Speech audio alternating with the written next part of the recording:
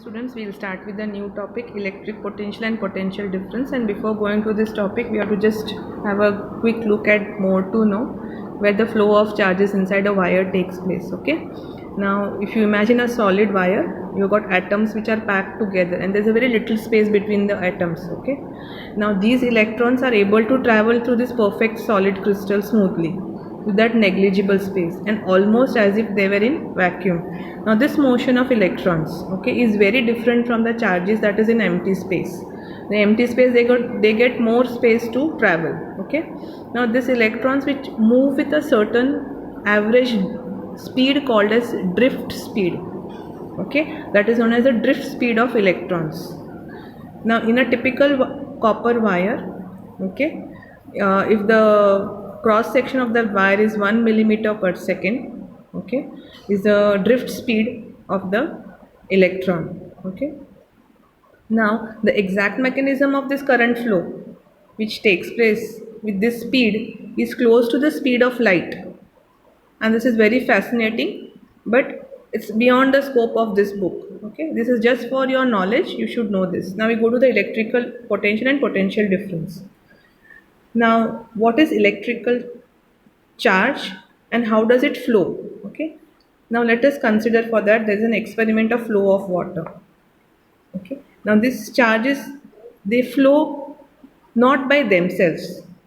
So if there is a water in a container and if you want to make it flow, it will never flow horizontally from one container to another container. Okay, now what happens, see, if this is a container and if you're pouring water here, it will never flow to the next container if the flow is horizontal like this. But if we have the container here, if the flow, if they are adding water from here and if the flow is going to the next container below this level, you can see the level difference here, then the water will flow in the next container.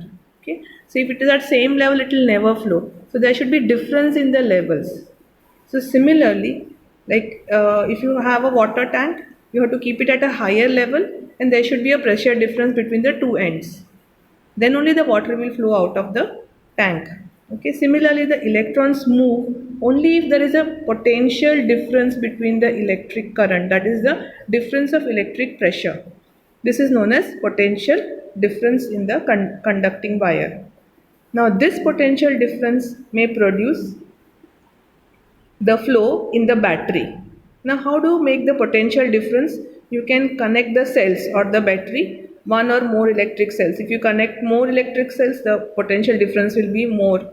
So at one end you connect two, other end you connect one or three or one, like that. So there will be potential difference between the two ends. Okay, so when a cell is connected to the conducting circuit element, the potential difference sets the charges in motion in the conductor, and this produces the electric current because of this potential difference in this conducting circuit.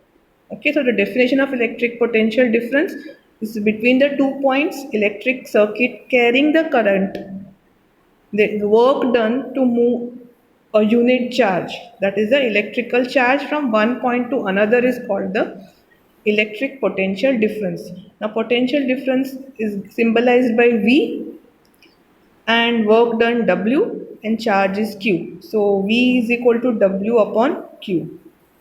Now all of us know that the unit of electric potential, okay, is given after the scientist Alexandro Volta, and it is, the symbol is volt, that is V. Now what is 1 volt? Now 1 volt is when you have got 1 joule of work done by 1 coulomb, because the unit of, turn the page, unit of work is joule and unit of charge is coulomb. So 1 joule of work to move 1 coulomb charge is 1 volt. Okay.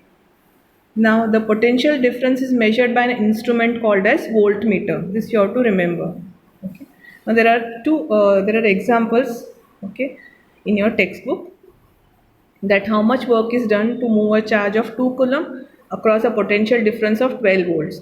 So 2 coulombs is Q and 12 volts is V. You have to find out W. So V is equal to W upon Q. So W is equal to V upon V into Q. So 12 volts multiplied by 2 coulomb, that is 24 joules.